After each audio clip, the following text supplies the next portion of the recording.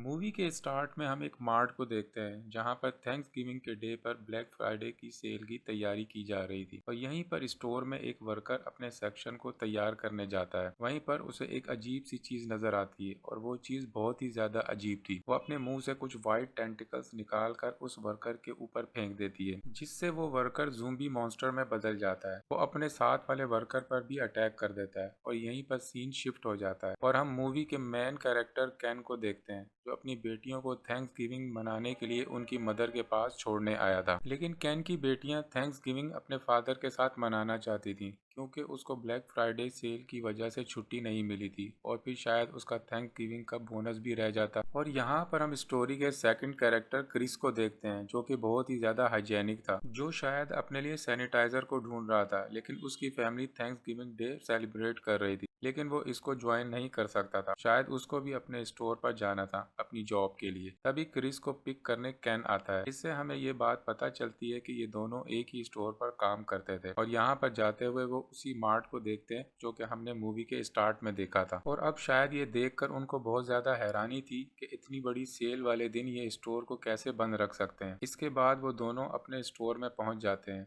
और यहाँ पर हम एक आदमी को देखते हैं जो अपनी वाइफ से कह रहा था कि उसे कुछ भी अच्छा फील नहीं हो रहा और उसमें कुछ अजीब सी चेंजिंग हो रही थी। और यहाँ पर कैन के स्टोर में थैंक्स गिविंग डे और ब्लैक फ्राइडे की सेल की तैयारी चल रही थी और यहाँ पर स्टोर में बहुत सारे एम्प्लॉय को देखते हैं क्योंकि यहीं पर काम करते थे। और यहाँ पर एक डिलीवरी मैन आता है और कैन से वॉशरूम का पूछता है और कैन उसको वॉशरूम का पता बता देता है। और तभी हम एक एम्प्लॉय को देखते हैं जो कि स्मोकिंग के लिए बाहर जाता है और वहाँ पर अचानक से दरवाजा बंद हो जाता है और वहाँ पर एक अजीब सी चीज उस पर अटैक करती है। और यहीं पर सीन कट होने के बाद हम बाकी सब एम्प्लॉयज को देखते हैं जो कि आपस में बात कर रहे थे, शायद अपने ऑनर के बारे में बात कर रहे थे जिसका बिहेवियर उन लोगों के साथ अच्छा नहीं था। तभी यहाँ पर उनका ऑनर आता है और उनको आज के काम के बारे में इंस्ट्रक्शंस देता है। इसके बाद हम एक लड़के को देखते हैं, उसने शायद यहाँ पर न्यू जॉब स्टार्ट की थी और यहाँ पर वो कैन से बात करता है। कैन उसको इस बात की तसल्ली देता है कि आराम से अपनी जॉब करे। इसके बाद स्टोर के दरवाजे को खोल दिया जाता है और कस्टमर्स का रश स्टार्ट हो जाता है। और यहीं पर क्रिस जो कैश काउंटर पर बैठा था बिलिंग करने में बहुत ज्यादा लेट कर रहा था और यहीं पर खड़ी एक ओल्ड लेडी उस पर गुस्सा कर रही थी। तभी उसका ऑनर आकर उसका काउंटर बंद कर देता है और उसको सफाई के लिए बोलता है। और इधर कैन अपने सेक्शन में एक कस्टमर को पागल बोलता है, जिसे वो ओल्ड लेडी सुन लेती है और कैन को कहती है कि वो इस स्टोर के टुकड़े टुकड़े कर देगी।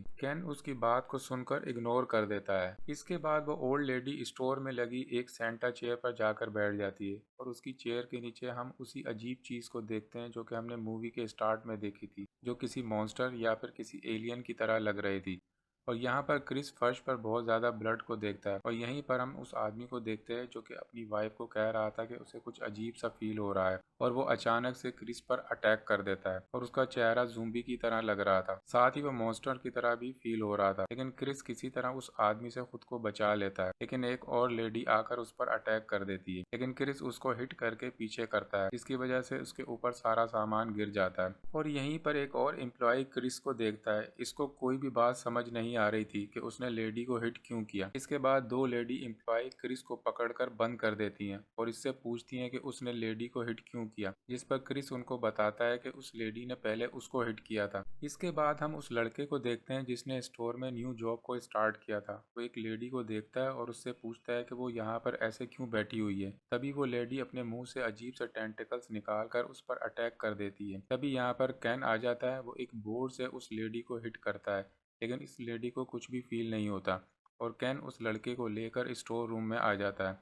और यहाँ पर शायद सबको पता चल गया था कि उनके स्टोर में कुछ अजीब सी चीज़ें हो रही हैं और तभी वो सब लोग कहते हैं कि वो पुलिस को नहीं बुला सकते, जिसकी वजह से उनका स्टोर बंद हो जाएगा। और अब कैन सबको बताता है कि एक लेडी कस्टमर ने उस पर अटैक किया है।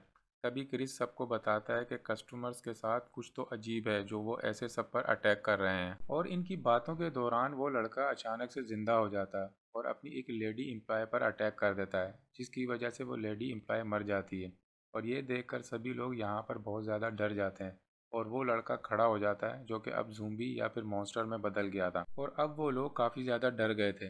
वो दूसरे स्टोर में कॉल करने की कोशिश करते हैं, लेकिन कोई भी उनकी कॉल को अटेंड नहीं कर रहा था और ना ही कोई पुलिस स्टेशन में कॉल को अटेंड कर रहा था। और इस बात से हमें ये पता चलता है कि ये जो मॉन्स्टर या एलियन वाली कोई चीज़ थी, इसने पूरे एरिया को इफेक्ट कर दिया था और जब वो कॉल करने की कोशिश कर रहे थे तो उनकी कॉल एक स्टोर में कनेक्ट होती है।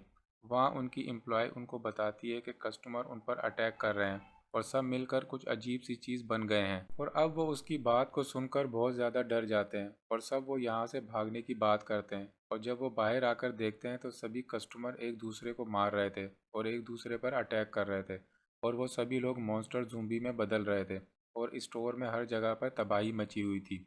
इसके बाद ये सब लोग अलग अलग ग्रुप बनाने की बात करते हैं और सब लोग अलग अलग डायरेक्शंस में चले जाते हैं। और अब केन वॉशरूम में अपनी विस्की की बोतल को ढूंढने लगता है, जिस पर उसका मैनेजर बहुत ज़्यादा नाराज़ होता है कि केन अपनी विस्की की बोतल को यहाँ पर क्यों रखता है। तभी वो बोतल नीचे गिरकर टूट जाती है, जिसकी वजह से वॉशरूम में बैठा मॉन्स्टर जाग जाता है, जो कि वही डिलीवरी मैन था जिसने स्टार्ट में केन से वॉशरूम का रास्ता पूछा था। केन अपने आप को बहुत मुश्किल से उससे बचा लेता है। तभी उनकी लेडी एम्प्लॉय कैमरे की मदद से देखती है कि वहाँ पर सभी मॉन्स्टर चीज़ों को इकट्ठा कर रहे हैं और एक बहुत बड़ी चीज़ है जो सबको अपने अंदर समा रही थी। वो ये सब देखकर बहुत ज़्यादा डर जाती है और वहाँ से वापस आ जाती है। इसके बाद सब लोग इकट्ठे जमा हो जाते हैं और कैन बहुत ज़्यादा गुस्से में था क्योंकि उसकी फैमिली से उसका राब्ता नहीं हो रहा था। इसके बाद मेन डोर के पास एक लेडी पुलिस की कार को देखती है, जो ये देखकर बहुत ज़्यादा खुश थी कि पुलिस उनको बचाने के लिए आ गई है। लेकिन वो कार सीधा डायरेक्ट अंदर आ जाती है और वो लेडी एम्प्लॉय मर जाती है और इसकी वजह से और भी ज़्यादा सब लोग डर गए थे और इसके बाद मॉन्स्टर का रास्ता खुल गया था। और यहीं पर हम एक एम्प्लॉय को देखते हैं जो अपने आप को बचा रहा था। तभी वहाँ पर एक बहुत बड़ी लेडी मॉन्स्टर आ जाती है और वो उसको मारकर उसके टुकड़े टुकड़े कर देती है। इसके बाद क्रिस, जो ये सब देख रहा था, बहुत ज़्यादा डर जाता है और वो सबके पास सेफ रूम में आ जाता है। और शायद अब सब लोग थक कर बैठ गए थे और बहुत ज़्यादा उदास थे और सभी लोग यहाँ पर एक दूसरे को अपनी अपनी स्टोरी सुनाते हैं। और यहाँ पर सभी लोग बहुत ज़्यादा इमोशनल थे कि वो अपनी फैमिली के साथ नहीं है और वो इस बात पर बहुत ज़्यादा उदास थे कि हम थैंक्स गिविंग डे अपनी फैमिली के साथ नहीं मना सकते। तभी वहाँ पर एक लेडी कुछ स्नैक्स लेकर आ जाती है और सबके साथ शेयर करती है और वो ये सबसे कहती है कि शायद वो अपना थैंक्स गिविंग ऐसे ही मना सकते हैं। और यहीं पर कैन अपनी फैमिली को लेकर बहुत ज़्यादा परेशान था क्योंकि उसका उसकी फैमिली से राब्ता नहीं हो रहा था। और यहीं पर हम उस अजीब सी चीज़ को देखते हैं जो कि आहिस्ता आहिस्ता बहुत ज़्यादा बड़ी हो रही थी। सब एलियंस इकट्ठे होकर बहुत ही बड़ी चीज़ में कन्वर्ट हो गए थे, जिससे एक बहुत ही बड़ा एलियन क्रिएचर बन रहा था। और दूसरी तरफ जब सब लोग अपने आप को बचा रहे थे तो फिर कैन के हाथ पर कोई चीज़ अटैक करती है, जिसे लगता है कि शायद उसे एलियन ने काट लिया है। और क्रिस उसको कहता है कि वो अपने इस हाथ को काट दे जिससे वो बच जाएगा। इसके बाद वो सब लोग कैन को यहाँ पर छोड़कर चले जाते हैं। लेकिन कैन इस बात का वेट करता है, लेकिन वो मॉन्स्टर नहीं बन रहा था। वो इस बात से बहुत ज़्यादा हैरान था और यहीं पर पड़े टेडी बियर के साथ वो अपना टाइम स्पेंड करने लगता है।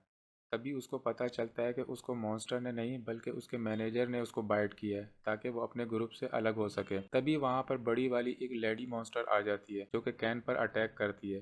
कैन उससे बचकर भागता है और उस टेडी को एक जगह पर फेंक देता है और वहाँ पर आग लग जाती है जो कि आहिस्ता आहिस्ता फैलने लगती है। और तभी वो लेडी मॉन्स्टर के गले में एक लॉकेट को देखता है जो कि उस ओल्ड लेडी के पास था। अब उसको याद आता है कि लेडी मॉन्स्टर वही ओल्ड लेडी है। यहीं पर उसको उसकी वाइफ का मैसेज आता है कि वो सब लोग सेफ हैं। इसके बाद वो बहुत ज़्यादा पुरसुकून हो गया था। इसके बाद क्रिस और लेडी एम्प्लॉय जो बच गए थे, अब वो रूफ टॉप पर देखते हैं कि वही चीज़ मिलकर एक बहुत ही अजीब चीज़ में बदल रही थी। और अब यहाँ से सब लोग भागने की कोशिश करते हैं और इसके बाद वो देखते हैं कि वो ओल्ड लेडी अपने आप को उसी चीज़ में समा रही थी। और अब वो देखते हैं कि रूफ टॉप को तोड़कर एक बहुत ही बड़ा मॉन्स्टर जिसकी दो शक्लें थी बाहर आ जाता है, जो सब लोगों को अपने अंदर समा कर बना था। और तभी उस मार्ट का ओनर उस मॉन्स्टर के पास जाता है और उसको कहता है कि वो डरे नहीं, मैं उसके साथ हूँ। लेकिन वो मॉन्स्टर उसे दूर फेंक देता है और मार देता है।